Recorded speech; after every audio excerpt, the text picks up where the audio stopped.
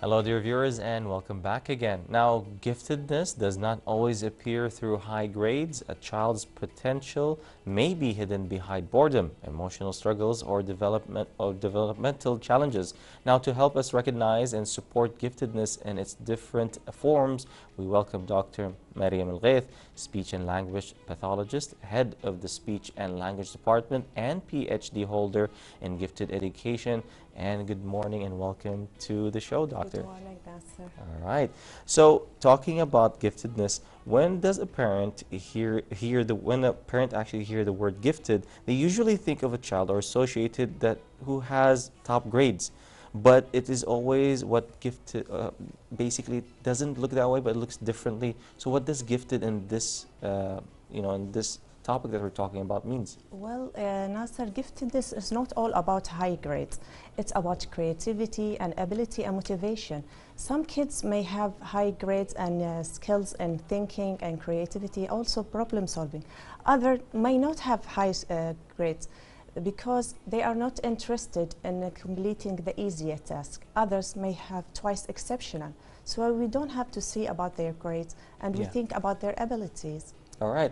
So we always say that everything starts at home. So how does a parent actually, recognize or see that their child is gifted in some way, and that they should push them into that giftedness and make a path for them? Yes, parents may see that their children love to learn more and explore, and asking a lot of questions that above their age. Sometimes they are interested in specific area and be more creative, like art and music and sport. Well, I encourage parents to have environment that's creative for them, and let them explore and have fun and learn. And let them make mistakes. Don't ask them to be perfect, because at the end of the day, they are just children, and we want them to love learning and not to be afraid to make mistakes. Now, not just love of learning, but also the fact that, for example, I have a friend of mine that always lets their child draw on the wall, and they let them do it, and it's fine because he tells me, like, it's just a wall, I can just wipe it off. And he tells me I do this because I want my child to exercise his artistic side and expand his artistic side to see if he actually wants to pursue something like this. We can see that he's maybe creative in the arts, so you have to give them a space and chance to improve this skill with him. 100%. Okay. Now, once a parent realizes their child is gifted, how can they support their abilities without actually putting too much pressure on them? As I said, providing the environment and enjoying learning, and don't ask him to be perfect, and let them make mistakes and enjoy that. They can also let them go to the activities to explore and learn more about their arts. So if let's say a parent actually sees that their child is very good in solving only mathematical problems, should they push them really hard into it, or just let them flow with it normally until they gradually go from one level to the other? Well, they can give them a mathematical equation harder, but if they didn't get it right, let them just explore, not to frustrate them and ask them to do it perfectly. So exploration and curiosity is key to a kid's development or a child development in the department of giftedness. Okay, can a very bright child still struggle at school or be seen as lazy simply because they are not being challenged enough? Yes, in the classroom you may see that the child don't want to listen and they don't want to do the task. Teacher may think they are lazy, but actually they are not challenging enough. The task is so easy for them. Okay, so yeah, I do see that there are some actually students that would take a task so breezily to the point that sometimes I do see schools that will take that child and do a special exam for them, see if they actually need to push on to the next grade. Yes, it's called enrichment programs. Exactly. So they see if they can give them extra works and to see if they have ability to do it. All right, and can they take this responsibility at some point? A teacher must do activity that challenge the child, like critical thinking, creative thinking, problem solving. When they do that, they give them the challenge they needed, so they can do in the area they are interested in. Okay, so in some way it is also, it's a test for them to challenge them to see if they are worthy of going to the next grade, but at the same time it's to 100% sure that they are, let's say, that they're good in every field and not just in one thing. So because there are some students that maybe, let's say if you have like 6 subjects, they're good at 2 or 3 and they're exceeding.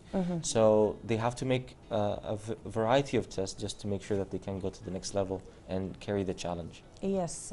I don't, it's maybe not in Kuwait exactly, but maybe in the other country where the child is like excel in English, mathematics, they give them the next level. Oh, okay. But here in Kuwait, we give them the enrichment program. Enrichment program. All right.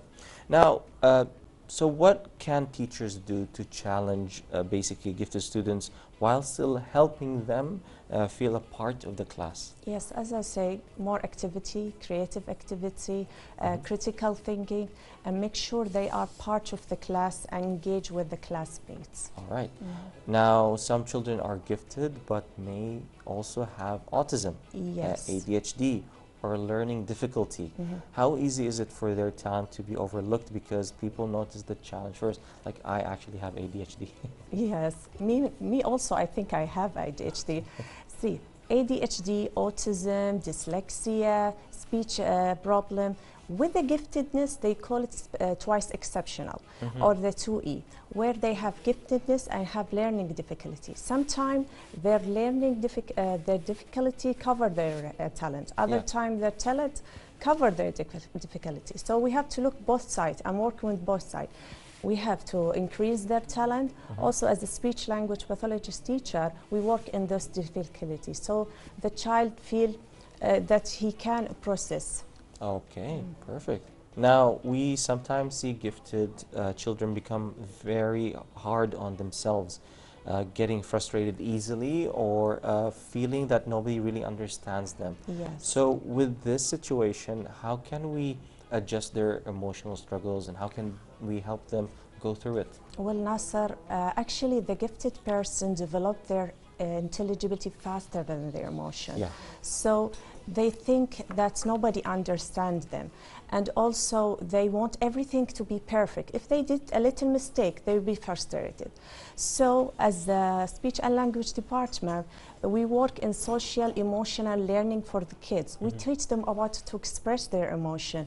Also we teach them about self-regulation, self-awareness, also empathy and social awareness. Okay, and these are considered like cornerstones for the gifted child, so that they can feel that they're not alone in one time, in one way, and also that this struggle, they have to not be in denial of it. It is a real struggle, but they have to accept it and find other ways to not distract them, but feel that they are part safety of nets. the society, and they can express and they can understand other. So that we have to teach them this emotional intelligence tools. All right. Now, AI is becoming part of the way children learn and explore. How can parents and schools use it to support the challenge or gifted children without replacing their own thinking? Yes, we have to use AI as a tool, as a learning partner. If the child have a question that teacher and parent couldn't answer, he can use the AI to answer his question. Other time, maybe he is interested in a specific area, he can explore the AI and get that information. But we have to make sure that the child is the one who is asking the question and who is solving the problem, and also who is creating and have these ideas. All right, perfect. Now, with that said, now a child's giftedness is actually could be lost in some way if someone doesn't intervene in the right time. So in this case, what happens if someone doesn't recognize a gifted person and support them in the right time? And what does actually also happen if we did support them in the right time? Well, Nasser, I don't think that the talent just disappear. But if the child didn't get the right support that he needs, or just he will stop trying because I didn't get the help I need. But actually now Minister of Education did a marvelous job. They opened recently two gifted school for boys and girls in middle age, so they can enhance their ability and giftedness. So I encourage parents to register their child in Al-Mawhoob platform so they can give them the chance to explore and grow their ability. All right, perfect. One last message I would like to actually give to the parents that actually have gifted children, because we did talk about gifted children, but we didn't talk about the parents. How can you advise them to support and recognize such giftedness and, you know, help them be more aware? Well, I advise them to read more about giftedness and be open. I know it's very hard of them to have a gifted child, and they have to know the signs of what is the giftedness, and be open-minded. Search for support. Where can I take my child? If it's middle age, now it's open. We have two schools for them. Help them with enrichment programs. Provide them the environment they need to explore and learn and have fun. Also, you can use AI, but under control. Of course. And I hope they get the help they need. All right. Thank you so much, Dr. Maryam, for being with us today, and we hope that we, you know, interview in other episodes. It's been such a pleasure being with you. Me too. Thank you, Nasser, for the opportunity. Thank you so much. Now, all thanks to Dr. Maryam for helping us understand the giftedness is not defined by grades alone, and that recognizing a child's potential is only the beginning. The way families and schools respond can determine whether that ability grows with confidence or remains hidden. It was a pleasure, and how about this? We'll go take a break and we'll be back for more right here. Good morning, Kuwait.